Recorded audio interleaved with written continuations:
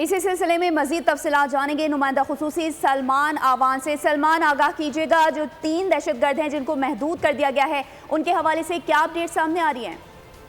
जी बिल्कुल, उनके हवाले से अपडेट यही सामने आई हैं कि उन 3 दहशतगर्दों को जिन्होंने बेस में दाखिल होने की कोशिश की थी, उनको मखसूस इलाके के अंदर एक घेरे में ले लिया गया था और सिक्योरिटी फोर्सेज ने अब से कुछ देर पहले कार्रवाई करके ज़राए का ये कहना है, ज़राए के हवाले से हम ये बता रहे हैं कि इन दहशतगर्दों को भी हलाक कर दिया है। इससे पहले 3 दहशतगर्दों को हलाक किए जाने की तस्दीक की गई थी ISPR की जानिब से, और अब ताज़ा तरीन अपडेट ज़राए के हवाले से ये है कि जो 3 बाकी दहशतगर्द थे उनको भी हलाक कर दिया गया है। यूँ मियाँ वाली ट्रेनिंग एयरबेस पर हमला करने वाले 6 के 6 दहशतगर्द अपने अंजाम को पहुंच चुके हैं, और इस हवाले से जो अच्छी खबर यही है कि दहशतगर्दों का हमला जो है मुकम्मल तौर पर नाकाम बना दिया गया, और जहां वो जिस इलाके में पहुंचने की उन्होंने कोशिश की, वहां पर जो कार्रवाई हुई, उस कार्रवाई के दौरान 3 मतरूक तैयारों को नुकसान पहुंचा। ये ऐसे तैयारे थे जिनको पाकिस्तान एयरफोर्स इस्तेमाल नहीं कर रही थी, पुराने होने के बाइस, मतरूक होने के बाइस इनको ग्राउंड किया जा चुका था। इन तैयारों को उनको नुकसान पहुंचा, और एक फ्यूल बाउजर जो है वो